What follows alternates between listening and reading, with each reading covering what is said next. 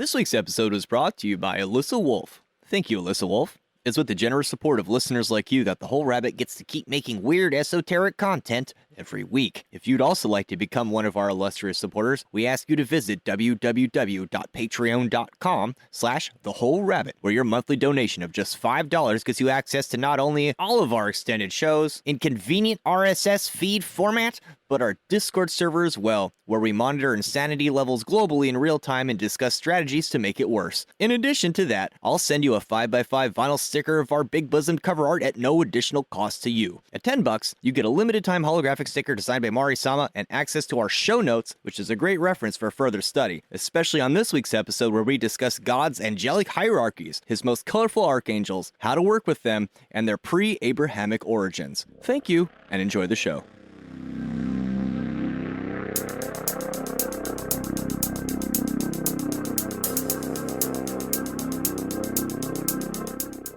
Besides the magic that Dee and Callie did, what they did with their lives, the regular, what they were known for. They went to Prague. They went to other kingdoms after King Elizabeth I died. He was anti-witchcraft. He made an act. I feel like Dee and Kelly could be their own episode. I would love to make the comparison to Jack Parsons and L. Ron Hubbard. That's what I'm most interested in, are the numerous synchronicities and correlations between John Dee, Edward Kelly, L. Ron Hubbard, and Jack Parsons. And once you get into it, it paints a picture of history that might just startle you.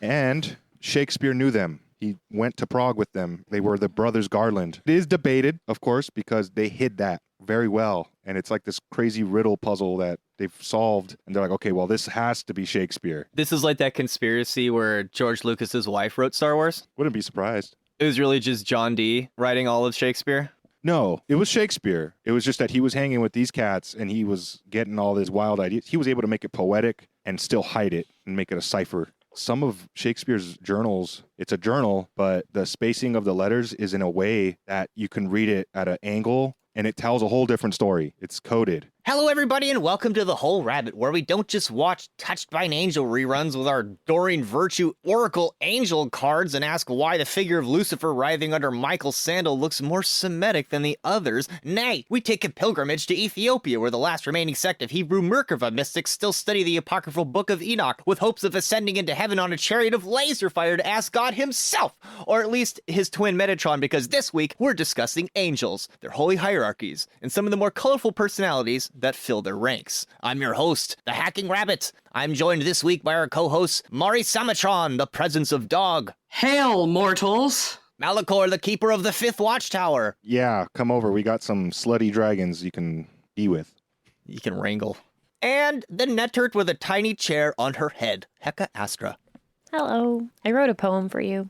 Blood is red. Faience is blue. Angels are from Africa, and so are you. Nice.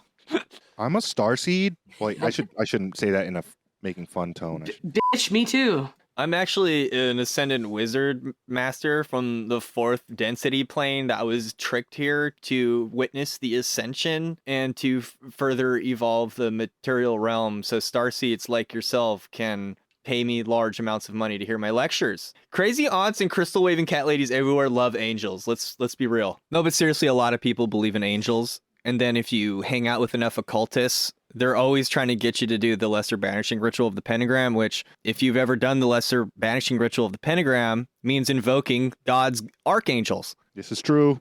The pentagram is not a pure satanic symbol. It's just a star. I was always taught the understanding of it, if it's pointing up, then it's for positive energy, and if it's pointing downward, it's for negative energy. It depends on your school. In my practice, an inverse star means the path of the dove or the lightning flash, where an upright pentagram means the path of the serpent. It's like if you're bringing the energy down or raising the energy up. Yeah. Kind of. Yeah, that's what I was saying. Mm-hmm. It's either up or down. Well, if you're calling a higher power down to you, that's one thing. And if you're trying to raise yourself up to a higher power, that's another. So, I see. But yeah. then even within that idea is clockwise and counterclockwise drawing of said pentagrams. It's like flying a helicopter. I get it. This stuff can get complicated very quickly for those not initiated or not nerdy about it. But I guess that's why we're here, and you're sending Luke money. Yeah, to figure out what the heck are angels? Because let's say you are somebody that grew up in a Christian culture and you've rejected it and you're like, I want to go be a witch. And then you go talk to every single witch and they're like, well, here you have to say these Hebrew words and invoke some archangels. And you're like, what? Why? Are angels really our babysitters? According to Islam? Yes, they are. I went to a psychic once and she even invoked the archangels to form a protection barrier. It's pretty Yeah. I thought it was ubiquitous. kind of bullshit. I thought it was kind of bullshit, but now I'm seeing what you're saying, that it's more of a universal thing. Everybody does it. In fact, Yeah. all of the Abrahamic religions have pretty set ideas on these angels, and they appear in all three Abrahamic religions. Yeah, and once I realized that, I was like, oh, this is a little bit higher than just like, oh, I read my Bible every day. As everybody knows, God was very busy during the first 6 days of creation. From what it says in Genesis, creating heaven was first on the list, even before turning on the lights. By the 5th day, when God has finished making animals, he decides to start on humans, at which point he isn't referring to himself so much as a he, but rather as a they-them, saying, let us make man in our image, after our likeness, which suggests the angels, as early as Genesis, were doing their role as agents, messengers, and craftsmen on behalf of God. After all, when God says, let us make man in our image, the original Hebrew word being translated here to God was Elohim. So, what's an Elohim? El is the root word for deity. Elo is a feminine singular, which we could interpret as a goddess. And Im is a masculine plural. So, the dual-gendered nature of Elohim becomes more apparent in the next line. And created the Elohim Adam. In the image of Elohim, created they them. Male and female, created they them. Which leads us to understand that Elohim is essentially a divine council. The divine council is a common religious motif that was embraced by ancient Phoenicians, Canaanites, and Egyptians. Ultimately, this theme was held and continued over in Jewish beliefs. The Sphinx-like cherubim and the fiery seraphim appear multiple times with reference to solar or fire aspects relating to a divine council of God. The oldest Semitic word for God is derived from the Ugaritic word El, who is the creator god and father of all other gods in the pantheon. In the Egyptian calendar text, it is noted that the sun god Ra is the king of gods, surrounded by a court of gods, where Thoth reads aloud the orders of the king. And Egypt is well known to have had a strong influence on Ugaritic texts. So the court of El from Hebrew Psalms was taken directly from these Ugaritic texts, which we know were influenced by Egypt. In the older text from Ugarit, El is the supreme judge.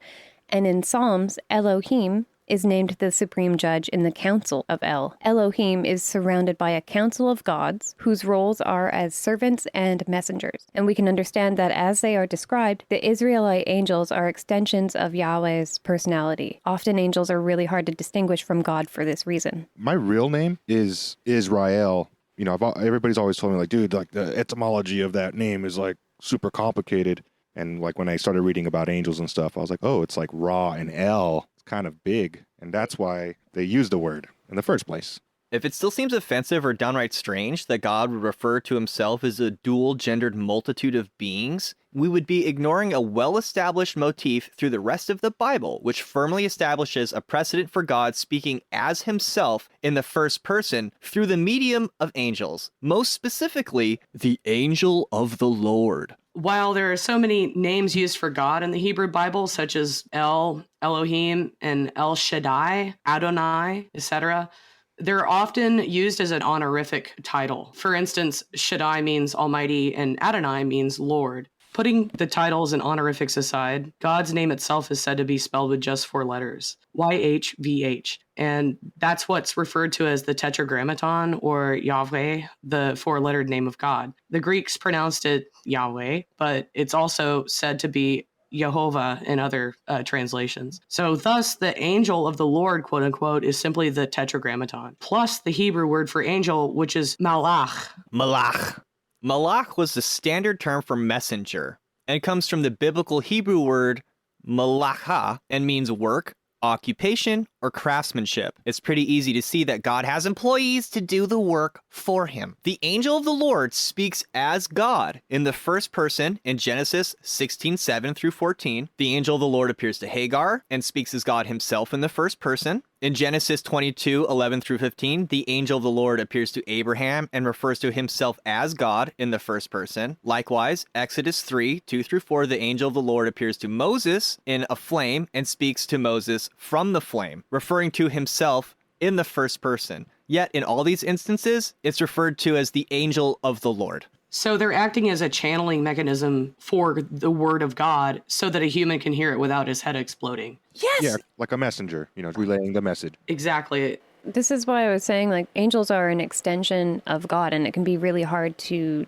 distinguish the difference between an angel and God.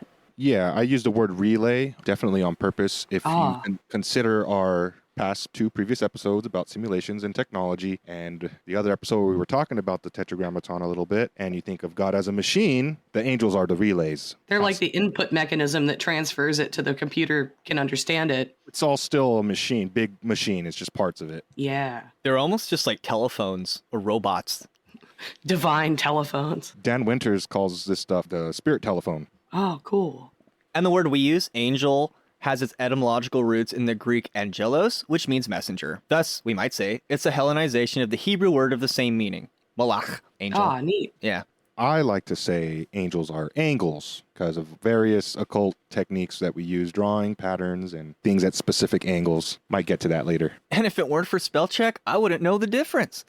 I think the machine You think knows it's a joke. According to the Hebrew Talmud and the Tanakh, there are 4 angels who would later become known as the Archangels that surround God's throne. As the Holy One blessed, he created 4 winds or directions and 4 banners for Israel's army. So also did he make 4 angels to surround his throne: Michael, Gabriel, Uriel, and Raphael. Michael's on the right, corresponding to the tribe of Reuben. Uriel on the left, corresponding to Dan, which is located in the north. Gabriel in front, corresponding to the tribe of Judah, as well as Moses and Aaron, who were in the east, and Raphael in the rear, corresponding to the tribe of Ephraim, which was in the west. So in terms of the lesser banishing ritual of the pentagram, it's not uncommon in Jewish culture to recite a prayer naming these 4 archangels in the 4 directions before bed, with the Shekinah, or the presence of God, placed above the 4 directions. Not unlike the lesser banishing ritual of the pentagram. There's also the aspect of the tetramorph. There are animal elements attributed to these 4 corners, and it's usually used in Eastern Orthodox.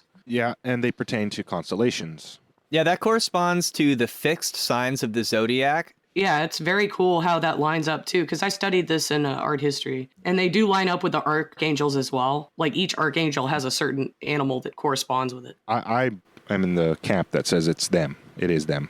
Yes, it's just a different depiction. So that's the Old Testament and Hebraic view of angels. They're basically an extension of God, and God can show up in the form of an angel, and you better be afraid. And he might wrestle with you or tell you to sacrifice your kid. Oh, like to Abraham? He was like, dude, I thought you were serious. You just kidding? Oh my God. But he does send an angel to stop it. Yeah. Oh my God. Why would you do that? Well, let's take a look at the Quran. The Quran actually makes angels fairly straightforward. Quran Surah 31 section 1 says, "All praise is due to Allah, creator of the heavens and the earth, who made the angels messengers having wings, 2, 3, or 4. He increases in creation what he wills. Indeed, Allah is over all things competent." So according to the Quran, angels could have 2, 3, or 4 wings. Are those individual wings or sets of wings? Because a 3-winged angel would kind of be weird. Don't ask questions! Don't ask questions. Yeah, Sephiroth from frickin' Final Fantasy has 1 wing. Oh, yeah. Let's deal with it. I'm sure there's a helicopter with 3 rotor blades. Surah 21:20 says, "They exalt him night and day and do not slacken." So the angels are constantly worshiping God. They never stop. They never get water. They never sit down and play Call of Duty. None of that shit. Yeah, that's why you have to offer them the water and all this stuff. They're like, dude, help me out. So thirsty. Hallelujah! Hallelujah! That's why you got to show up with your holy super soaker with the canister on the back. Ay, dos Dios. And the part about babysitters, Surah 13:11 says that for each of us are assigned angels from God, a multitude of them. In fact, for each one are successive angels before and behind him who protect him by the decree of Allah. Indeed, Allah will not change the condition of a people until they change what is in themselves. And when Allah intends for people ill, there is no repelling it. And there is not for them besides him any patron. What a badass. Yeah, he's got angels around you doing what God wants all the time. I have a direct disapproval of this belief that angels are our babysitters, because in my experiences, they don't give a crap about us anymore, at least, because we've kind of ruined everything, and they're very mean, or at least they're very strict. They kind of cover that by saying Allah will not change the condition of a people until they change what is in themselves. So, like, if they're not helping you, it's because of you. I think something's happened with a mass amount of people in the mind and our faiths that they're kind of mad. So they're not our babysitters anymore. They quit the job. To me, it just sounds like not so much a babysitter, but more like we're some fish in a fish bowl, and they're kind of on the outside looking in, tapping on the glass, being like, hi, fishy, fishy, fishy, every once in a while. And like, if you're a good fish, they might feed you and change your water more often and stuff. But if you're a shit fish that's like biting all the other fish, they're like, I don't care. I think they see us all in the same bowl, and they're like, fuck that bowl. Well, consider the name Islam means to submit. That's kind of the rules of the game. Like, you have to submit to Allah or the angels gonna fuck with you. I mean, a fish in a bowl is a great analogy, because where is that guy going to go? If you rebel against God, it's like you can just live on the floor for 5 more minutes. It's also understood that angels are the first created beings of Allah, and then there were the jinn afterwards. The angels are made of light, the jinn are made of fire. And this I found confusing. It's understood that angels don't really have free will, which makes sense if they're an extension of God. But there's also this story of the rebellion of Iblis, who refused to bow down to Adam and Eve. Because when they created Adam and Eve out of clay, God told all the angels to bow before them. And one of them was like, no. So this kind of brings us to the whole, like, okay, well, like, you've got the solar fiery aspect as well as, like, what's up with the wings on angels. And again, we come back to Egypt. A large amount of Egyptian solar religion was absorbed and blended into the religious culture of sun worshippers in Israel. Symbolic elements and beliefs concerning the sun disk common to Egypt were echoed and showing up in Hebraic texts and artifacts as early as 1000 BCE. And some of these artifacts from Israel at this time include scarabs with 2 or 4 wings pushing a sunball. So yes, the Hebrews did in fact use the Egyptian winged sun disk symbolism for God, and there is actual evidence in the form of multiple tangible artifacts to back this up. Is this where halos come from? Yeah, kind of. So the halos are sun disks, and they imply a relationship to Ra. So yes, the headdresses of sun disks are a strong visual cue to tell you that this relationship exists. All you have to do is look at Hathor, Ra, Isis, and even Apis bowls to see this halo, this sun disk. So yeah, it's definitely an influence. Personally, I look to Master Chief for my halos. I know that, like, this kind of stuff is probably really difficult for anyone who's, a modern Christian to accept, because they push it pretty hard, like, that they're anti-Egyptian in the Bible. But it kind of makes sense that they would do that, because it's like, don't look here. Don't look over there. We stole a bunch of shit from over there. Don't look over there. They're bad. Yeah, we talked about it in, I think it's called the What the F*** is a Tetragrammaton. And we made the ties back to Egypt about what Yod-He Vav-He is. Yeah, so it's right on the money. They stole it, and then they demonized their god, because that's what cultures do. That's how you do this. So you convert people. Yeah. So then people asking, like, so what's with angels having wings? Well, obviously, the biblical significance of wings is that these winged beings mediate between heaven and earth. And references to these beings also appear throughout Ezekiel in the Bible. Wings in Egyptian mythology were highly symbolic of divine nature, spirit, and especially divine protection. And we know that the ba bird was used to represent the spirit of the deceased person, as well as the spiritual mobility of the soul. So the use of the falcon body with the ba bird is a direct reference to the energy of the falcon god of the sky, Horus, likewise the sun god Ra, who's also a falcon god, and many other Egyptian Neteru or deities also bear the attributes of birds and are depicted in human form as winged divine beings. Some of the earliest depictions of divine humanoid beings with wings occurred in Zoroastrianism, Babylonian, Assyrian, Sumerian, and Egyptian cultures. And the most well-known Egyptian goddess with wings is obviously Isis, but there are several other winged goddesses. It's not like a one-off thing. Isis is most easily identified by the accompanying hieroglyphs and head adornments, and her sister, Nephthys, is often represented alongside Isis in funerary depictions where both of the sisters are shown with wings, and they're often in praise and support of he who is on the throne, which is commonly Osiris in the funerary media. But this is essentially why angels have wings. It's a reference to a divine being or a divine association. So in the divine lineage directly after Atum Ra, the goddess Ma'at appears, and Ma'at is the daughter of Ra, and she personifies truth and balance, morality, harmony, order, law, and justice as divine principles. These divine principles are enforced on all levels, from the gods all the way down to earthly mortals. And Ma'at also regulated the movements of the stars in the heavens and the cycles of the seasons. So you might remember Ma'at from our Egyptian Book of the Dead episode. The principles of Ma'at are embodied in the feather that's placed on the scales in the weighing of the heart. She was commonly depicted, much like how Isis was, as a woman with outstretched arms and wings. And you might even mistake depictions of Ma'at as Isis if you don't pay attention to the feather that's on her headdress and the accompanying hieroglyphs. Because a lot of these winged goddesses, they looked very much the same, and the only distinguishing features are the headdress and the hieroglyphs. So essentially, Ma'at is a divine being whose charge is to uphold divine law that's put forth by God or Ra. I have a cool Yu-Gi-Oh card of Ma'at, and she's got all the pieces of the Millennium, all the Millennium items. She's pretty badass, actually. And that was my first interaction to what that was. And I was old enough to get on the internet and be like, what the fuck is this? Because obviously it's got all like the main lore pieces of this anime. And then I found out some cool stuff, and I was like, damn, Ma'at is the shit. Let me get this straight. Ma'at is a lady? Well, she's a feminine, yeah. She's the daughter of the sun god, right? Yeah. Prior to Islam, the angels were worshipped as the daughters of God, and Islam like pushed back against this and, made them more male.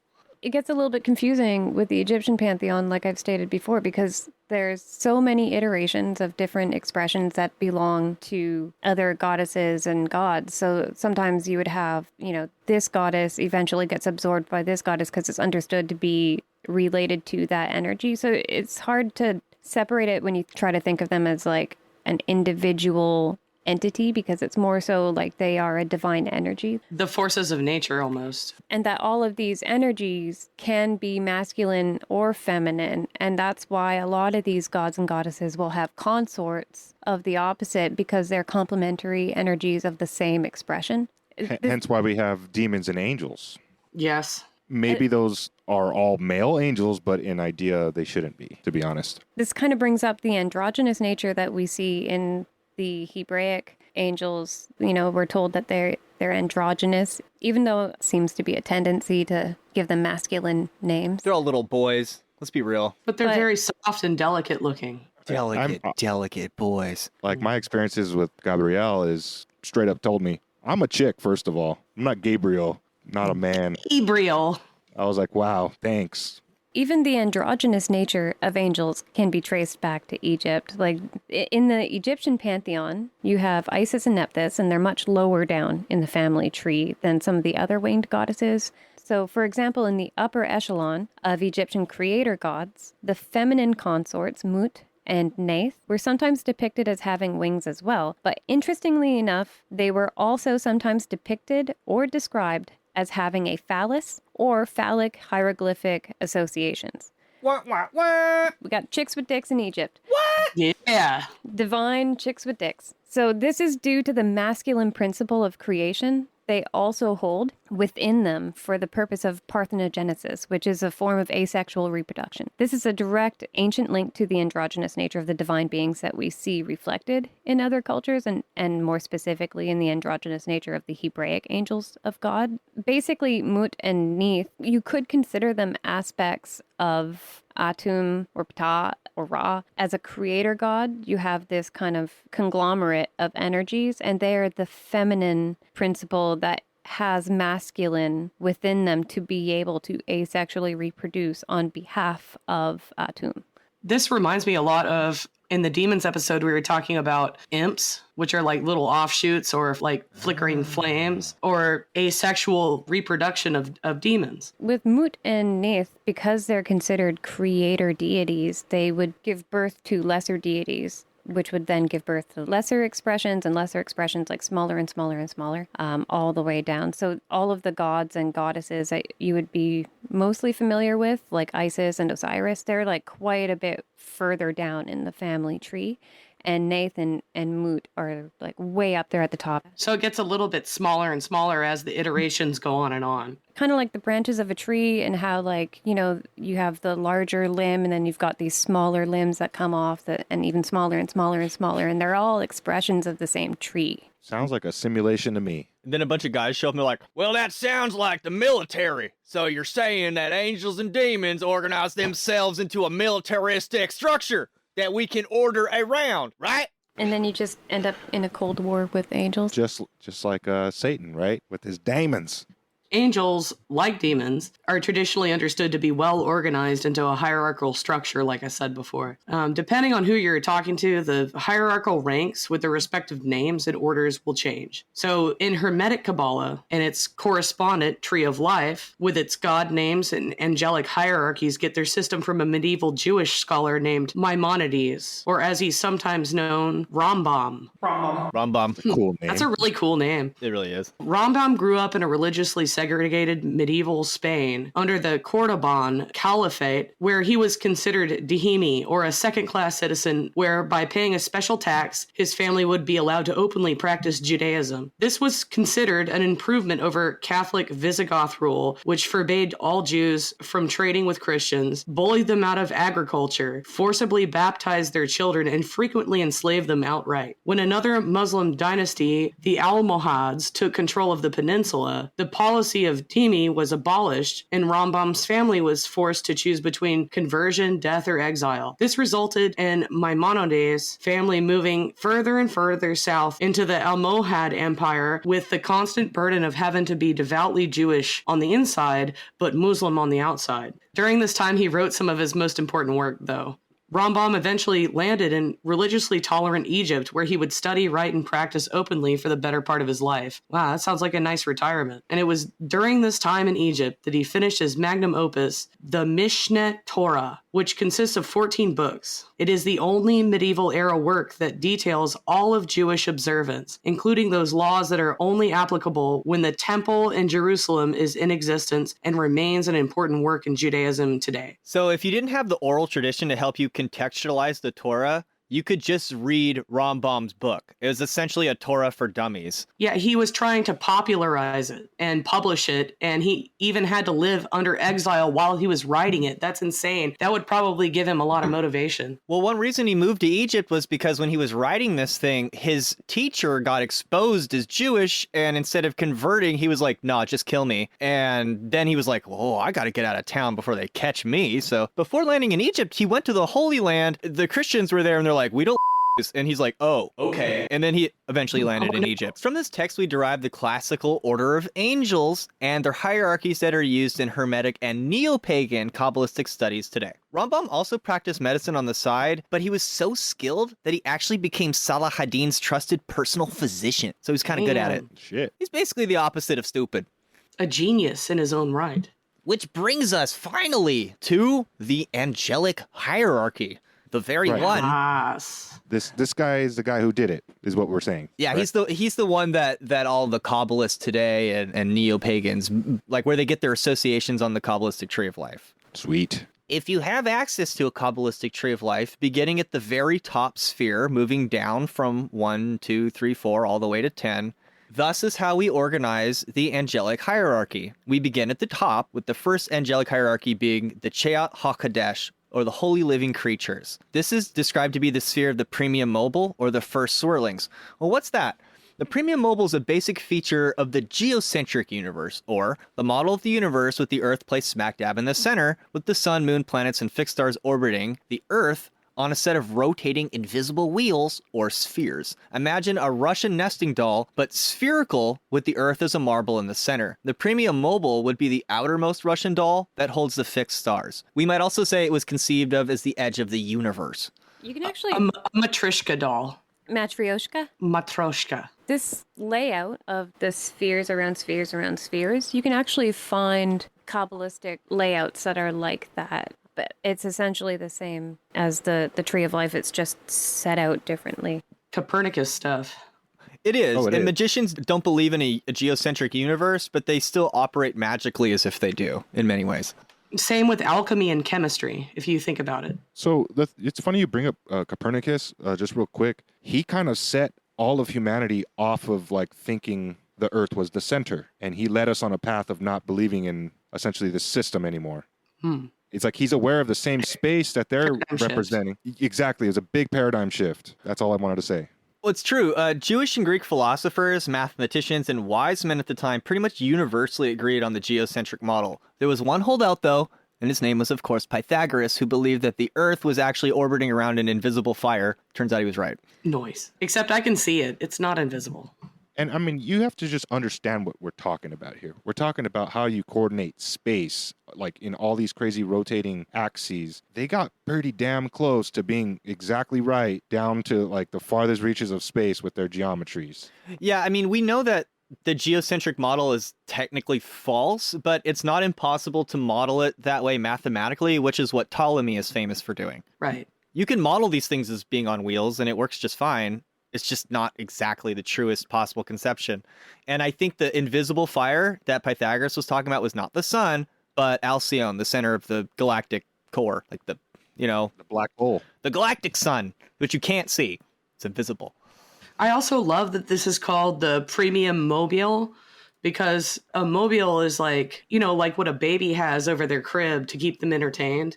Yes. It's very basic. It's one of the most basic toys we even have. It's just something to look at, and it goes around regularly. It's almost like a clock. When ancient man was falling asleep under the stars, like a little baby, this is what they saw when they looked up. Yes. And they dreamed and they thought of all this cool stuff. So the concept of the first swirlings, the Primum Mobile, and the holy living creatures appears in full aspect in one Greek dialogue we bring up in nearly every episode, and that's Plato's Timaeus. In the dialogue, Timaeus explains how the Primum Mobile is inhabited by holy animals or creatures. Wherefore, also finding the whole visible sphere not at rest, but moving in an irregular and disorderly fashion, out of the disorder he brought order, considering that this was in every way better than the other. So according to the Greeks, the universe is just this chaotic, swirling mess, and it was the creator who started turning it like a mobile. Yes. Now when all the stars which were necessary to the creation of time had attained a motion suitable to them, and had become living creatures, having bodies fastened by vital chains, and learned their appointed task, moving in the motion of the diverse, which is diagonal and passes through and is governed by the motion of the same, they revolved, some in larger and some in lesser orbit. Those which had the lesser orbit revolving faster, and those which had the larger orbit moving more slowly. So planets and stuff. Swirls. Swirls. Gravity and density. So part of what makes reading this section of Timaeus confusing is that the entire universe itself is being explained as an animal infused with a soul. The important idea to remember here is that the universe as a living creature is being reasoned to be suitably structured in such a way to generate the menagerie of lesser animals that you and I are familiar with, like at the zoo. That's such a gorgeous metaphor. So it's important to note that the stars themselves are considered animals within this category, and the distinction being that they are eternal and made of fire. And something that really strikes me about this, and I used to be kind of skeptical about astrology and all this, the value in studying these models is that you can start to see these patterns that arise. And even if you look at scientific patterns, like say we have one of the first shots, it's almost like a part of the arm of the Milky Way. We've kind of got our like local star group on one like cluster image now. And then we even have a bigger image of multiple galaxies, and it forms in this string. It looks like roots, lightning bolts, or even closer resembles our own neurons in our brain. So the concept of the universe being a living spirit animal that's on a higher level than we are, and it's infused with soul, like it's alive. I feel like that's a really fundamental concept that everybody needs to learn how to understand, because as above, so below. I mean, I talk about fractals a lot. You said it. It's the same pattern, but it's on a higher scale, right? And we know it looks more like neurons or branches in a tree, but of course, in their Greek minds, they were conceiving of them as perfect spheres. Perfect. perfectly round in every way. Perfect. But it's still a fractal because it's a sphere and a sphere and a sphere and a sphere and a sphere and a sphere. But the idea is the same, yes. The fundamental idea is the same. So to continue, the Timaeus says, now, as in the ideal animal, the mind perceives ideas or species of a certain number and nature, he thought that this created animal ought to have a species of a like nature and number.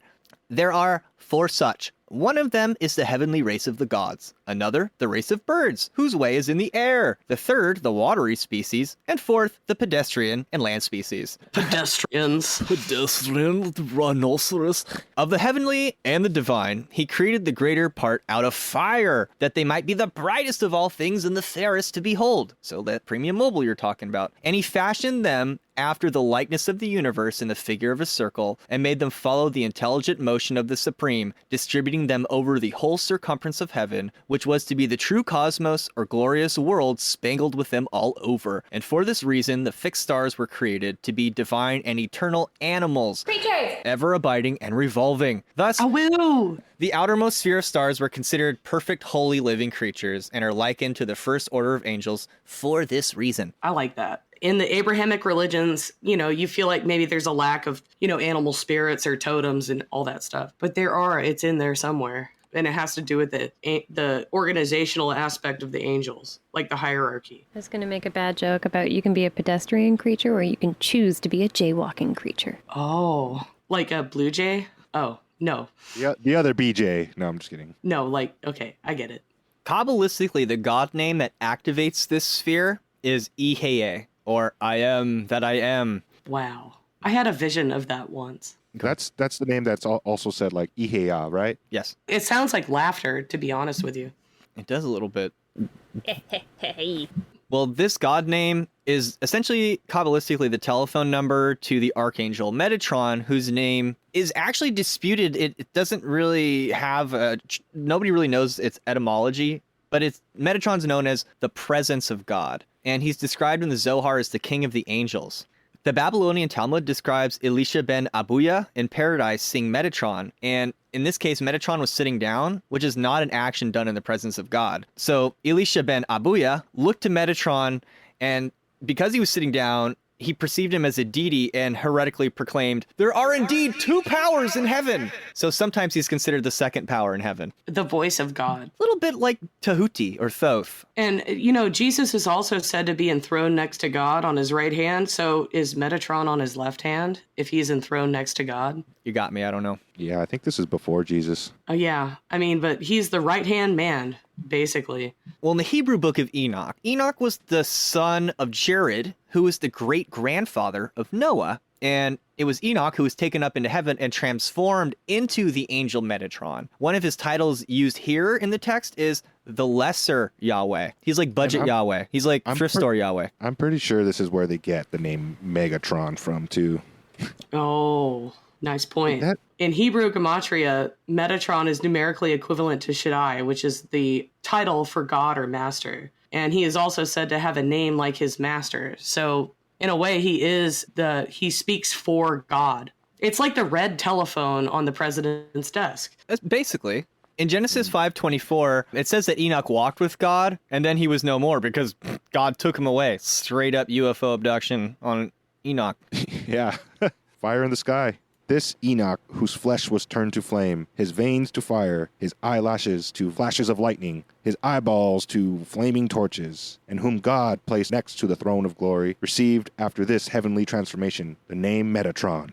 Insert cool metal theme here. The angel that looks almost exactly like God is also just Enoch. Keep that in mind. Now, this brings us to the second order of angels, which Maimonides names as the Ophanim. The god name associated with this sphere is Jehovah, and it's associated with Hakma, the second sphere on the Tree of Life, which itself is associated with the planetary body known as the zodiac. So each of the spheres of the Qabbalistic Tree of Life have a different planetary body.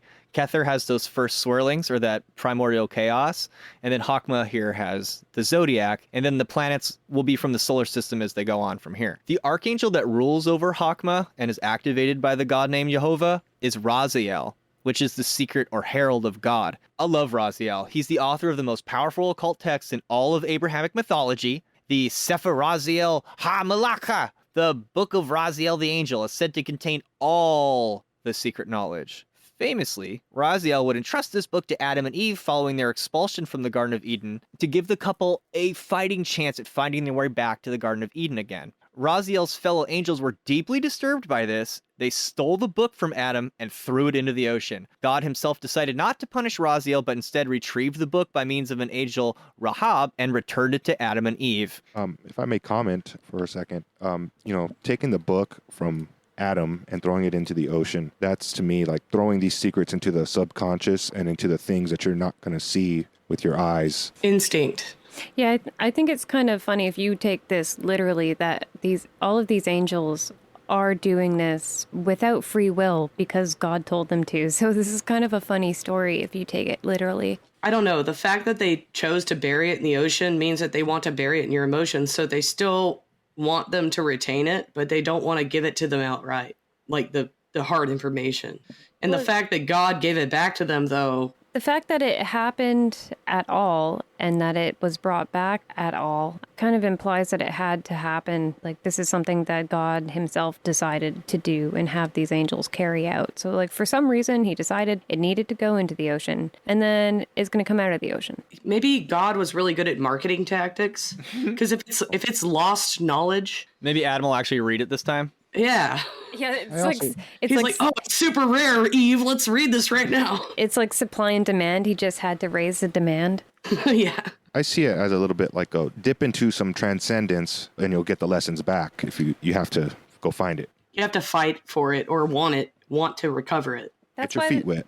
That's why this story makes sense, not in a literal sense to me, but in a figurative sense. Babe, it says you have to rub my feet. Look, it says here in my book. Oh, where's my book? It says here in the notes, this is sometimes considered the Christian equivalent to the Prometheus story. Or even like Thoth bringing the tablet of information. Oh, the emerald tablets. Yeah. I think it's important to note, because we haven't noted this yet, that the Ophanim are known as the wheels. I say Ophanim. So yeah, the Ophanim or the Ophanim, they're considered, as you said, the wheels or the wheel angels. This gets confusing because the wheels almost always show up along with thrones. So they get sandwiched together, and so much so that they have the same word that refers to both. Insert the casket dance meme. Like, they're the guys holding the casket and dancing around. Essentially. And so they always get sandwiched together. That brings us from the order of angels of the wheels to the third order of angels, which are the thrones. It makes sense that they would be associated with the wheels and the zodiac, because of the zodiac wheel. It makes it a little bit easier to understand, I think. Yeah, like the wheels of the angels are the wheels of the stars, the wheels of the zodiac, the great clock in the sky. And they've been conceived of that way for a long time. But when you see them in the Bible, they almost always get put with the thrones. So the Erelim are known as the thrones. The god name that activates them is Yehovah Elohim. They're associated with the sphere of Binah, which is the third sphere, and the planetary body of which is Shabbatai, or the planet Saturn. Shabbatai is considered the personification of God's rest after creation, and it corresponds to the Sabbath itself. So I would view these as like the supporting thrones for the throne of God. And the archangel associated with this sphere of the thrones is Zophiel, sometimes known as Cassio, and he's known as the eye or the beholder of God. He's also called the angel of Saturn, and he presides over the Sabbath day. He's also the angel of the north. And there's charms used from ancient Hebrew religion dedicated to Cassiel that are used to tell if an enemy is running away and where to find them. This is an all-seeing eye of God. Can't run. Dun, dun, dun! The Illuminati. Yep.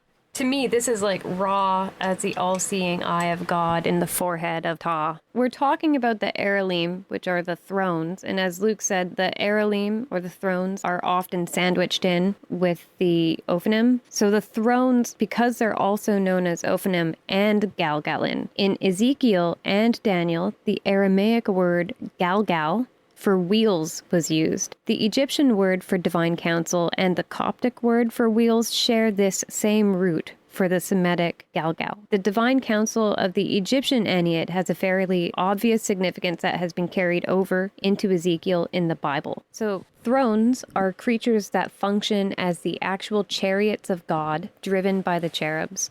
God rests upon the thrones. The thrones are depicted as great wheels containing many eyes, and they uphold divine justice and maintain the cosmic harmony of all universal laws. So the relationship to God and kingship is a major theme in the royal psalms. The concept of divine kingship itself, relating to God on his throne, is also an ancient Egyptian motif, and we mentioned this previously in the Black Cross of Saturn episode, and the use of the throne hieroglyph regarding divine kingship. The Hebrew references to God on his throne, his divine council, and the angels known as thrones, they have a very clear link to the Egyptian divine council and throne, as well as Ra's court of gods or divine council. So the roots of a relationship between God and divine kingship, using the obvious symbolism of thrones, is most easily spotted in Egypt. It appears as a theme over and over, and one common example is Isis and Osiris, because Isis is distinguished by her headdress and hieroglyphs, which carry the symbol of the throne, because she is the consort to Osiris. They share the throne symbolism, and that implies kingship. Osiris's hieroglyph is a throne and an eye, and Isis's hieroglyph is a loaf of bread and a throne. Her name means she of the throne. So if you go back and look,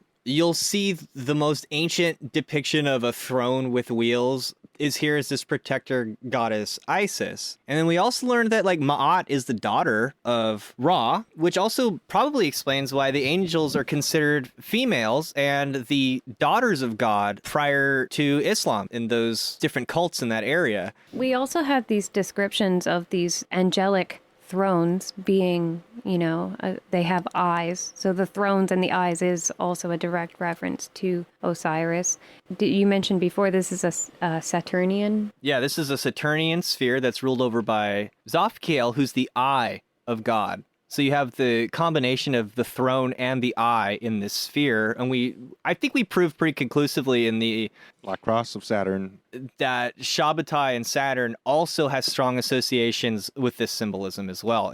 This is what makes the Qabbalistic tree of life so powerful. It's immaculately well structured and contained in a way that you see echoes pretty much everywhere. Right down to the fact that you mentioned how the people that still use Jehovah as their god name still do practice on Saturday. And you'll see these echoes throughout actual reality. And that's why studying this stuff is powerful and useful. It's very basic. Something really cool about Isis's hieroglyph, she has the loaf of bread and the throne. She creates the physical form of the throne, and then Osiris inhabits it with his mind and his eye. So there's two creative aspects to that. And I mean, also Saturn is of the harvest, of harvesting wheat and making food. Oh, that's right, the bread. I really like that symbolism there, because she's the feminine food nurturing aspect of that. Yeah, and if you think about it, like the loaf of bread as a hieroglyph is commonly used in a feminine fashion to describe feminine things, so that if you see it attached to like a deity like Isis, it is a feminine thing, and so it makes sense. Like if you look at the loaf of bread hieroglyph, it kind of looks like a side view of a womb,